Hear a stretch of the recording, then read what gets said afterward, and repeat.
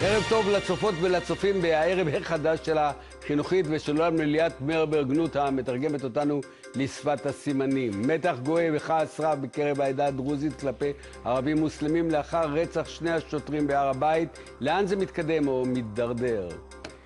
אנחנו נתחיל בעניין הכואב הזה של מה שאירע בהר הבית ואשר לא נפסק, וביממה האחרונה גם שמענו על מין דבר שנראה כתגובה, השלכת רימון וירי לעבר מסגד במרר, יישוב משותף לערבים מוסלמים ולדרוזים, ואנחנו משוחחים אולי עם הנציג הבולט ביותר של העדה הדרוזית בישראל, נגיד בדור השני, תת-אלוף במילואים אמל אסד. ערב טוב לך. ערב טוב. אני שואל אותך, קודם כל, השטח מתוח?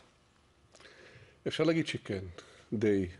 הרשתות החברתיות מגיעות לכל בית, וכל מי שיש בידו מקלדת פלאפון יכול להסית, יכול לכתוב מה שהוא רוצה.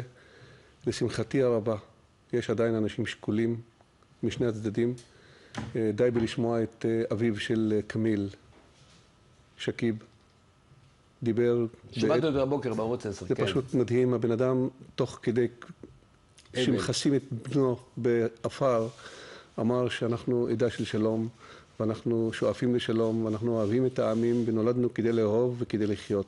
אבל יש איזה מגעים בין ערבים מוסלמים לבין דרוזים בעקבות האירוע הנורא הזה בהר הבית? תשמע, יש מגעים כל הזמן. מרר הוא כפר מעורב ויש בו דרוזים, נוצרים, מוסלמים. עוספיא, איפה שאני גר, יש יהודים, נוצרים, מוסלמים, וחיים ביחד בהרמוניה מלאה לאורך כל השנה, לאורך כל הזמן, ונמשיך לחיות גם הלאה.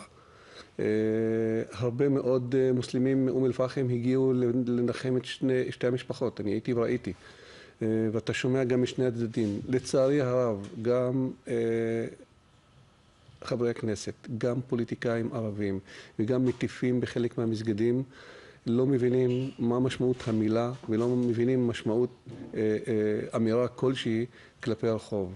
כי אתה יודע איך זה מתחיל, אתה לא יודע איך זה נגמר. אולי זה כבר התחיל, אבל אם זרקו רימון יד לעבר מסגד במרר.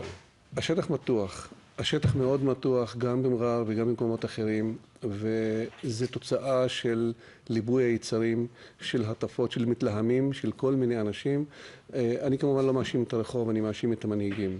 אם עד היום אנחנו לא מצליחים למצוא מנהיג ערבי בכיר מתוך חברי הכנסת או ראשי הרשויות, מרים טלפון לאותן משפחות ומתאבל באבלם או מנחם אותם, זה אומר דרשני. זאת אומרת, אתה לא אופטימי בעצם לגבי האפשרות שהקרע יתאחה.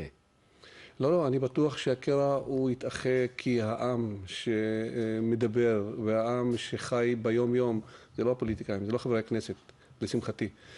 זה אנשים יותר שקולים מכל המנהיגים הערבים, והם חיים את היום יום וימשיכו לחיות איתנו ואנחנו נמשיך לחיות איתם. ואין לי ספק שגם הערבים וגם הדרוזים והמוסלמים והנוצרים ימשיכו לחיות ביחד ולא ייתנו לדבר הזה להידרדר. תראה, השניים נרצחו לא מפני שהם דרוזים, אלא מפני שהם שוטרים, נכון? אבל בכל זאת זה יוצר מתח, ויש לחץ היום על העדה הדרוזית, למשל, לצמצם את הגיוס לצה"ל ולמשטרה. מצד אותם גורמים שרצחו את שני השוטרים. תשמע, העדה הדרוזית חיה פה, תמשיך לחיות פה עוד הרבה שנים. קשרנו את גורלנו למדינה. אנחנו גאים במה שאנחנו עושים ונמשיך לעשות את זה. אנחנו עושים את זה בראש מורם. אנחנו בראש ובראשונה נאמנים לעצמנו ולאדמה שבה אנחנו חיים ולמדינה שבה אנחנו חיים. אין לנו עם זה שום בעיה, נמשיך לעשות את זה, ואנחנו נגנה כל טרור בכל צד, אם זה מהצד היהודי כלפי ערבים ואם זה דרוזי כלפי יהודי. אני אומר לך, כשסמיר קונטר הגיע ורצח את המשפחה בנהריה, אנחנו היינו הראשונים שגינינו את זה, וכשהוא נהרג אני לא ראיתי דרוזי אחד מתאבל עליו. כי אנחנו חושבים שטרור הוא לא שיח. בטרור אי אפשר להשיג כלום. לא ברצח של שני שוטרים דרוזים או יהודים, או לא ברצח של כמה ערבים. אתה בעד להרוס את בתי המחבלים של הערבים הישראלים? אני בעד לעשות הכל כדי שמקרה כזה לא יישנה. ואני חושב שהריסת בתים זה לא הדוגמה. לצערי הרב, החוק בישראל לא מאפשר את מה שלדעתי צריך להיות. לא יכול להיות שטרוריסט שפוגע בביטחון המדינה ולא חשוב מה דתו. יכול להיות מוסלמי ויכול להיות יהודי. היהודים שרצחו ושרפו את משפחת דוואבשה צריכים לקבל את אותו עונש שמקבל אותו ערבי שרצח, אם זה משפחת איתמר ואם זה שני השוטרים הדרוזים, ולשלול מהם את האזרחות הישראלית. לקחת אותם ולהעיף אותם מהמדינה הזאת. מכובדי, אתה הזכרת לי שאנחנו מכירים מאז שנת 1979, זה כמה שנים טובות. אתה חוזר לפוליטיקה? מה זה? אתה לא רוצה לחזור לפוליטיקה? ממש לא. אני רוצה להגיד לך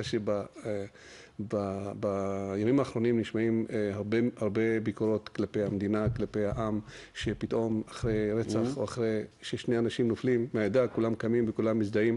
זה לא נכון. אולי הממשלה כזאת. העם בישראל מזדהה איתנו ביום יום. אני עד לזה. כל שנה באירוע בשביל הבנים מגיעים אלפים יהודים מכל הארץ כדי להזדהות איתנו, וככה זה ימשיך להיות וככה נמשיך לחיות ביחד forever. אמן. תודה רבה לך. תודה לך.